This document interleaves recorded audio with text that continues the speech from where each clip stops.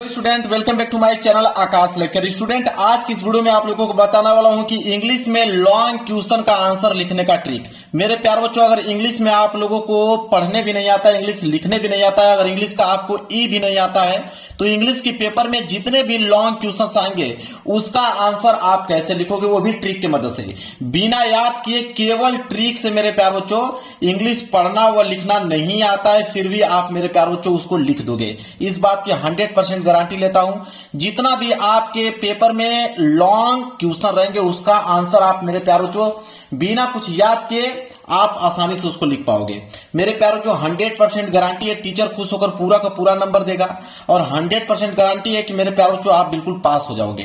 तो लाइक कर देना, चैनल पे नहीं हो तो चैनल को जरूर सब्सक्राइब कर लेना। मेरे प्यारे बच्चों, मेरे पास पेपर भी आप देख पा रहे हो, मेरे पास पेपर है 2026 बोर्ड का और इंग्लिश का पेपर है, और इसमें जितने भी लॉन्ग क्वेश्चन रहेंगे उसका आंसर मैं खुद इस बोर्ड एग्जाम की कॉपी पे लिख के दिखाने वाला हूं। मेरे पास बोर्ड एग्जाम की कॉपी भी है, देख सकते हो, मैं खुद सारा का सारा प्रश्नों को उत्तर इस पे लिख के दिखाऊंगा आप लोगों के सामने।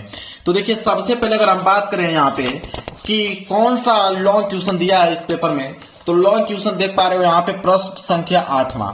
देखिए, प्रश्न संख्या 8वां जो है वो लॉन्ग क्वेश्चन है। बोला है कि answer any of the following question in about 80 word. कह रहा है कि यहां पे ए और बी दो प्रश्न दिए गए हैं, इन दोनों में से किसी एक प्रश्न का उत्तर देना है और जिसका भी आंसर अगर आप लिख रहे हो तो कम से कम 80 वर्ड में आप लोगों को आंसर देना होगा।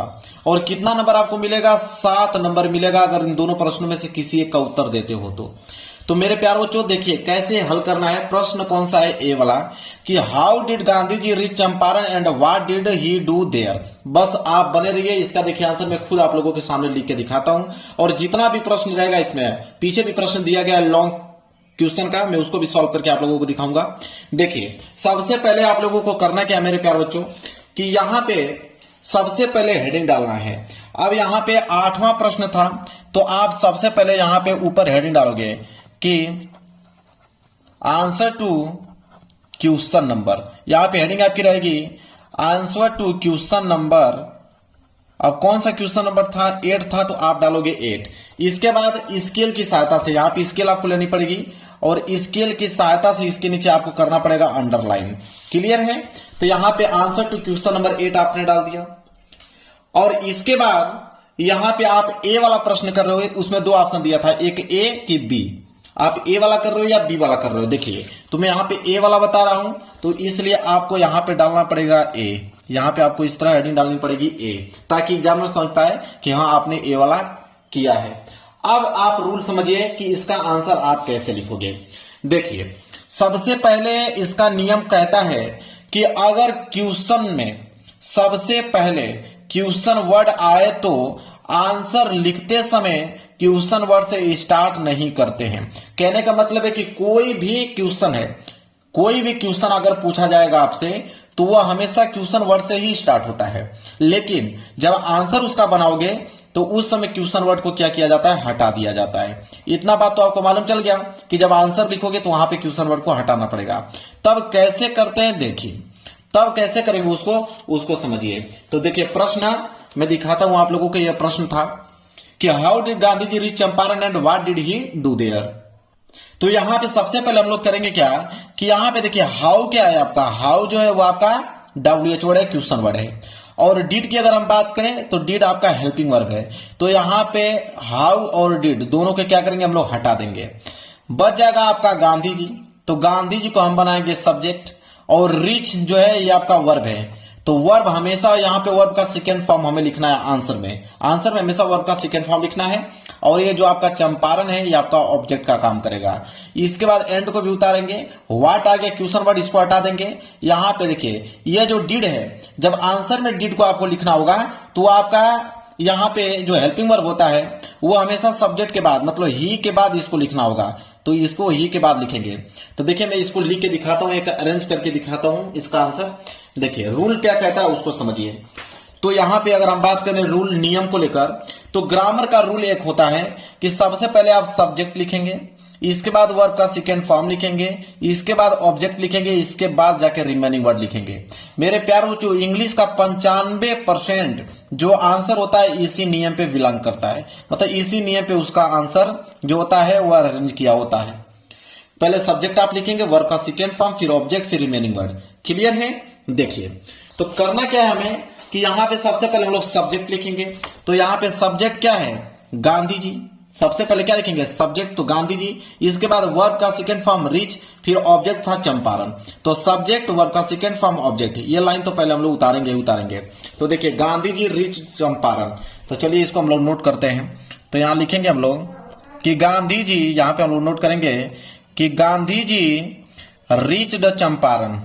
तो गांधी जी रिच, अब ये रिच जो है मेरे प्यार बच्चों वर्ब का फर्स्ट फॉर्म है, ये जो दिया वर्ब का फर्स्ट फॉर्म, लेकिन यहाँ पे वर्ब का सेकेंड फॉर्म हमको बनाना है आंसर लिखते समय। तो रिच का क्या हो जाएगा? रिच्ड हो जाएगा। तो इसमें ईडी जोड़ देंगे तो ये हो गया आपका रिच्ड। तो गांधी जी रिच्ड, इसके बाद चंपारण था तो लिखेंगे यहाँ पे चंपारण। तो गांधी जी रिच्ड चंपारण। यहां तक आपको समझ में आ गया? फिर उसके आगे एंड था तो एंड भी हम लोग यहाँ पे नोट करेंगे। इसके बाद देखिए वाट को हमने काटा, यहाँ पे सब्जेक्ट क्या है? ही। तो ही आपका सब्जेक्ट है, सब्जेक्ट के बाद ही जाके आपका यहाँ पे हेल्पिंग वर्ब लगता है। तो पहले हम लोग लगाएंगे यहाँ पे ही, इसके बाद लिखेंगे यहाँ पे डिड। तो ही डिड। इसके बाद डू था तो लिखेंगे डू। तो ही डूड। लास्ट में देयर था तो लिखेंगे यहाँ पे देयर। अब यहाँ पे फुल स्टॉप लगा देंगे। तो इतना तो काम आप कर लोगे, इतना तो काम मेरे प्यार बच्चों आप ट्यूशन से ही इस नियम को फॉलो कर लोगे। इसके बाद यहाँ पे तो कम से कम आपको 80 वर्ड में लिखना है। तो 80 वर्ड में कहां से लिखोगे जब आपको इंग्लिश कुछ आ ही नहीं रहा है, आपको आंसर मालूम ही नहीं है, तो आप कैसे लिखोगे? तो आगे की लाइन आपको कहां से लिखना है उसको समझिए। तो आगे की लाइन आपको मेरे प्यार बच्चों देखिए यह नियम आपको लगाना पड़ेगा कि आपको पैसेज को आंसर में लिखते समय फर्स्ट लाइन से स्टार्ट नहीं करना चाहिए, इसके बीच से कहीं फुल स्टॉप से वहां से। इसका मतलब क्या कह रहा है कि अगर आगे की लाइन आपको नहीं मालूम है तो अब उसका आंसर आपको पैसेज में से लिखना पड़ेगा। देखिए पैसेज अब कहां है? अब देखिए ये आपका पेपर है, इस पेपर के नीचे देखिए आप यहाँ पे रीडिंग वाला सेक्शन में आपको पैसेज मिल जाएगा। तो ये आपका पैसेज है। अब ये कह रहा है कि जब आप उसके आगे लिखोगे तो पैसेज में जब लिखोगे तो शुरू से नहीं उतारना है। शुरू से उतारोगे तो एग्जामिनर समझ में आ जाएगा, एग्जामिनर पकड़ लेगा आपका कि आप पैसेज में से ही आंसर बनाए हो। तो शुरू से आपको नहीं लिखना है, बीच में से जहां से कहीं फुल स्टॉप दिया गया है। जैसे मान लीजिए फुल स्टॉप यहां दिया गया है तो यहां से आपको उठा लेना है। अब यहां से आपको एक लाइन यहां तक, दूसरी लाइन यहां तक, इसके बाद तीसरी लाइन यहां तक, चौथी लाइन यहां तक आपको लिखते चलना है। जैसे इन द मेजोरिटी, ठीक है? तो इसके आगे आप लिखोगे यहां पे कि in the majority, in the majority. अब इसके आगे मैं नहीं लिखता हूं, मान लीजिए उसके आगे आप लिखोगे तो ये पेज भी आपका भर जाएगा, ये वाला लाइन, और साथ ही साथ ये भी लाइन भर जाएगा, ये भी लाइन भर जाएगा और ये भी लाइन भर जाएगा। इस तरह करके आपको उसी पैसेज में से कितना वर्ड बनाना है? 80 वर्ड। कितना वर्ड? 80 वर्ड बनाकर लिखना है। मेरे प्यार बच्चों गारंटी देता हूं कि जब भी एग्जामिनर आपकी कॉपी चेक करेगा तो आपको 7 में 7 नंबर देगा, अगर यह नियम से आप लोग लिखते हो तो। क्लियर है? समझ में आ गया? चलिए एक क्वेश्चन और मैं आप लोगों को करता हूं, तब जाके आप लोगों का कॉन्फिडेंस जो है वो आप लोगों का बढ़ेगा, आप किसी भी आंसर को लिख सकते हो। देखिए मान लीजिए ये 12वां क्वेश्चन है। 12वां क्वेश्चन भी लॉन्ग क्वेश्चन ही पूछा है यहाँ पे कि answer any of the following question in about 80 word, मतलब 80 शब्दों में लिखना है। और यहाँ पे भी ऑप्शन ए है और बी है, दोनों में से कोई एक करना है। मान लीजिए इस बार हम बी करते हैं, उस बार ए किया था, इस बार बी करते हैं, 7 नंबर आपको मिलेगा। तो पहले 12वां क्वेश्चन है तो मैंने कह रहा हूं आपको सबसे पहले तो आपको क्वेश्चन डालना ही पड़ेगा कि आप किसका आंसर लिख रहे हो। तो आप यहाँ पे हेडिंग डालेंगे आप कि आंसर टू क्वेश्चन नंबर 12, क्योंकि आप 12वां क्वेश्चन कर रहे हैं तो यह आपको जरूर से जरूर यहां पर डालना है। आंसर टू क्वेश्चन नंबर 12 कर रहे हैं तो आप 12 डालेंगे। इसके बाद स्केल की सहायता से क्या करेंगे मेरे प्यारे बच्चों? अंडरलाइन करेंगे। मैं स्केल ले लेता हूं, आपको सब कुछ करके दिखा देता हूं। इसके बाद तो आप कोई भी आएगा ना उसको आप आसानी से मेरे प्यारे बच्चों किसी भी क्वेश्चन का आंसर लिख दोगे। तो answer to question number 12 B वाला कर रहे हो तो यहाँ पे लिखोगे बी। अब देखिए कैसे, अब तो नियम आपको मालूम ही हो गया होगा। नियम क्या कहता है कि सबसे पहले आप सब्जेक्ट लिखेंगे, वर्ब का सेकंड फॉर्म लिखेंगे, इसके बाद ऑब्जेक्ट लिखेंगे, इसके बाद जो भी रिमेनिंग वर्ड होगा उसको लिख देंगे। नियम तो यही कहता है। अब ध्यान से समझिए मेरे प्यारे बच्चों, यहाँ पे दिया है विच, ठीक है? तो विच को हम क्या करेंगे? यहाँ पे काटेंगे। अब देखिए विच के बाद दिया है स्टोरी, कि which story does mister lamp tell dairy and why. अब आप समझिए कि डज जो है यहाँ पे हेल्पिंग वर्ब का काम कर रहा है, तो डज तो आपका हेल्पिंग वर्ब है, इसको काट देंगे हम लोग, ठीक है। अब स्टोरी, कहानी मेरे प्यारे बच्चों, कहानी एक सब्जेक्ट नहीं हो सकता है। जब भी सब्जेक्ट होगा तो कोई नाउन होगा या प्रोनाउन होगा। तो नाउन जो मिस्टर लैंप है, ये नाउन का काम है, मतलब कि नाम है, तो नाउन है, तो इसलिए यहाँ पे सब्जेक्ट याद रहे, सब्जेक्ट आया तो नाउन हो सकता है या तो प्रोनाउन हो सकता है, इसी दोनों में से कोई होता है, ज्यादातर नाउन होता है। तो मिस्टर लैंप हमने सब्जेक्ट बना दिया, तो सब्जेक्ट बना दिया। अब यहाँ पे लिखेंगे सब्जेक्ट मिस्टर लैंप, तो सबसे पहले यहाँ पे लिखेंगे सब्जेक्ट, लिखेंगे मिस्टर लैंप। तो मिस्टर लैंप मैंने यहां पे सब्जेक्ट लिख दिया।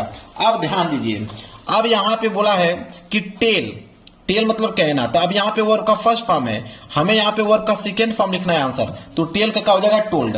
तो मिस्टर लैंप टोल्ड, यहां पे लिखेंगे मिस्टर लैंप टोल्ड। क्लियर है। अब यहाँ पे डेरी है, तो इसके आगे करेंगे डेरी। देखिए कितना बेहतरीन तरीके से आंसर में बना रहा हूं, डेरी। इसके बाद एंड है, तो लिखेंगे यहाँ पे एंड, एंड लिख दिया। इसके बाद वाई है, तो वाई आपका क्वेश्चन वर्ड है, उसको हटा दूंगा। अब यहां तक हमने लिख दिया। अब आगे की लाइन क्या करना है, तो आगे का नियम क्या कहता है कि वही पैसेज में से उठाइए। तो पैसेज में से हम लोग इसका आंसर लिखना क्या करेंगे, चालू करेंगे। तो यहाँ पे देख लीजिए एक पैसेज है, पैसेज में फुल स्टॉप यहां से दिया, यहां से उठा लीजिए, और ये वाली लाइन और ये वाली लाइन और ये वाली लाइन लिखते चलिए। ठीक है। कहां से, वर्क वेदर है, तो इसके आगे आप लिखिएगा वर्क वेदर, इसके आगे आप लिखिएगा वर्क वेदर।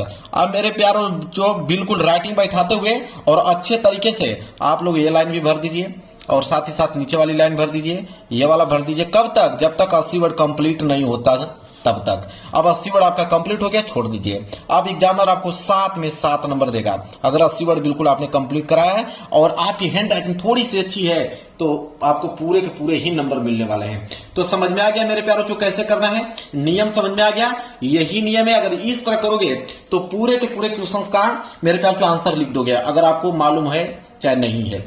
ठीक है, क्लियर है। चलिए, वीडियो पसंद आए तो वीडियो को लाइक कर देना, चैनल पर नए हो तो चैनल को जरूर सब्सक्राइब कर लेना। मिलेंगे एक प्यारे से नेक्स्ट वीडियो में, तब तक के लिए धन्यवाद।